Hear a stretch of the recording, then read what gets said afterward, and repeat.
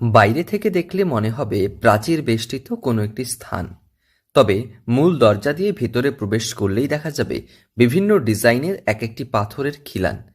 ভেতরে খোলা বারান্দা এবং তিনটি গম্বুজ, যাকে ঘিরে রয়েছে প্রাচীর বেষ্টিত একাধিক খিলানযুক্ত এই পরিমণ্ডল। প্রতিটি পাথরের খাঁজে লেগে রয়েছে ইতিহাস। প্রান্তিক গ্রামীণ এলাকার একাধিক স্থাপত্য বয়ে চলেছে শতাধিক বছরের ইতিহাস।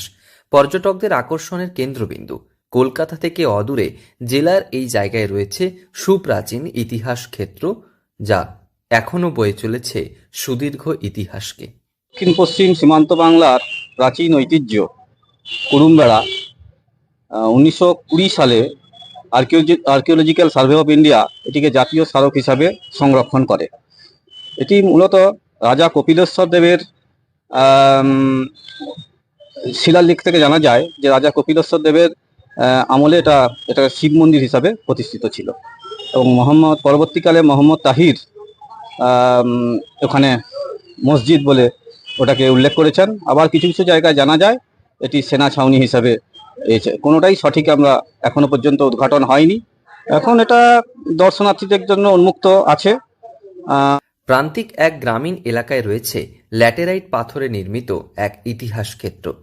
পাথরের উপর পাথর দিয়ে তৈরি এই ইমারত গবেষকদের কাছে গবেষণার রসদ এবং প্রান্তিক গ্রামীণ এলাকার এক ইতিহাসকে সকলের সামনে তুলে ধরেছে। বিভিন্ন ইতিহাসবিদদের গবেষণায় একাধিক তথ্য উঠে এলেও সঠিক ইতিহাস এখনো জানা যায়নি। পশ্চিম মেদিনীপুরের কেশিয়াড়ি ব্লকের গগনেশ্বর এলাকায় রয়েছে ঐতিহাসিক কুরুমবেড়া দুর্গ। যদিও নানান মতের পার্থক্য থাকলেও কেউ কেউ মনে করেন এটি সেনা ছাউনি, আবার কেউ মনে করেন এটি ঈশ্বরের স্থান। কেশিয়াড়ি বাজার থেকে বেশ কিছুটা দূরেই রয়েছে এই প্রাচীন নিদর্শন। সাধারণ মানুষ এই নিদর্শনকে দুর্গ বলেই চিহ্নিত করেন। তবে গবেষকদের মধ্যে আসলে এই স্থাপত্য কেন গড়ে উঠেছিল তা নিয়ে নানান মত রয়েছে। গগনেশ্বর এলাকায় রয়েছে প্রাচীন এই দুর্গ কুরুমবেড়া। বিশাল দুর্গের বেশ কিছুটা অংশ এখনো রয়ে গিয়েছে। ভেতরে প্রবেশ করলেই দেখা যাবে সম্পূর্ণ পাথরের তৈরি একটি স্থাপত্য। পাথর কেটে কেটে সাজিয়ে তোলা হয়েছে দুর্গের দেওয়াল। চারিদিকে ঘেরা সুসজ্জিত দেওয়াল বা প্রাচীরের মধ্যে রয়েছে তিনটি গম্বুজ আকারের স্থাপত্য। চারিদিকে রয়েছে একাধিক খিলান।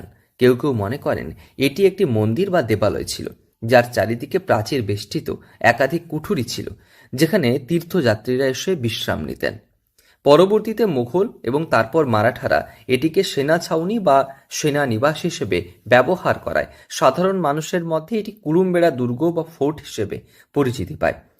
কেউ কেউ আবার মনে করেন চতুর্দিক বিস্তৃত প্রাচীর ঘেরা এই দুর্গ আসলে পান্থশালা, যেখানে ব্যবসা বাণিজ্যিক ক্ষেত্রে আসা বিভিন্ন ধর্মীয় স্থানে আসা মানুষজনেরা সামান্য কিছু অর্থের বিনিময়ে বা বিনামূল্যে থাকতে পারতেন।